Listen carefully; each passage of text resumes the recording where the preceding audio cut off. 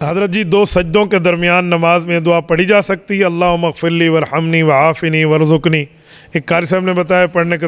جی ہاں آپ پڑھ سکتے ہیں، امام ہے تو آپ نہ پڑھیں، کیونکہ امام کو نماز خفیف پڑھانی چاہیے، یہ حدیث ہے۔ آپ نوافل پڑھ رہے ہیں، فرائض پڑھ رہے ہیں، علیحدہ پڑھ رہے ہیں، سنتیں پڑھ رہے ہیں تو آپ ضرور پڑھیں، کوئی منع نہیں ہے۔ حضرت عشاء کی نماز کے فوراً بعد تہجد کی نماز پڑھ سکتا ہوں، اس بارے میں وضاحت؟ بھائی آپ کی اس حد تک تو بات ٹھیک ہے کہ اگر آپ عشاء کی نماز کے فوری بعد تہجد پڑھ لیں تو انگلی کٹوا کے شہیدوں میں نام آپ کا لکھا جائے گا کہ نوافل آپ کے شمار ہوں گے، لیکن تہجد کے لفظ کا معنی یہ نہیں ہے۔ تہجد حجدہ سے نکلا، اس کا معنی ہے نیند کو چھوڑ کے نماز پڑھنا۔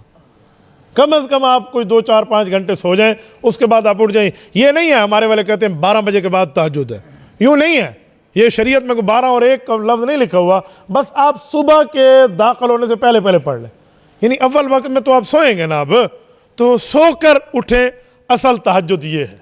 اور اگر آپ ایسے نہیں پڑھ سکتے تو پھر عشاء کے ساتھ 2 نفل پڑھ لیں، انشاءاللہ رب کریم تہجد بنا دیں گے، اللہ کے ہاں کوئی چیز کی بعید نہیں ہے، لیکن آنکھ کھلنے کی دعا ضرور کر لیا کریں۔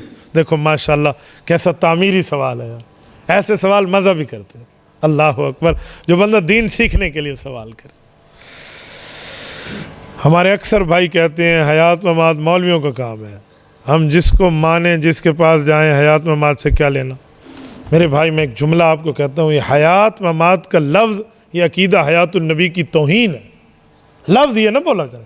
حیات ممات کیا ہوتا ہے؟ عقیدہ حیات النبی۔ یہ لوگ جو حیات ممات کا لفظ کہتے ہیں نا، یا تو ناواقف ہے، انہیں پتہ نہیں ہے، اور یا وہ اس عقیدے کی اہمیت کو گرانا چاہتے ہیں۔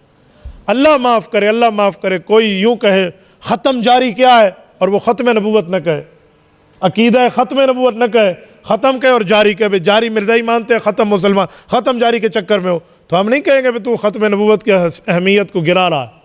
تو اس طرح حیات ممات کا لفظ بول کے آپ عقیدہ حیات النبی کے لفظ کی اہمیت کو مت گرائیں۔ اور باقی ایک آپ مولویوں کا ہے، بھائی عقیدہ صرف مولویوں کا ہوتا ہے، عقیدہ مولوی کا بھی ہے، غیر مولوی کا بھی ہے۔ عقیدہ حیات الانبیاء ہر اہل حق کا عقیدہ ہے، وہ مولوی ہے یا غیر مولوی ہے۔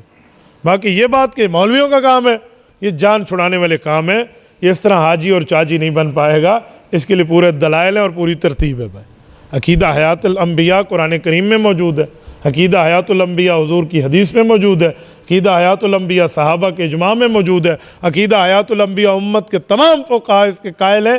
تو آپ ایسا نہ کر دیں یہ فلاں ہیں فلاں ہیں، یہ مولویوں کے کام ہے، مولویوں والی بات نہیں ہے، علماء سمجھاتے ہیں آپ کو۔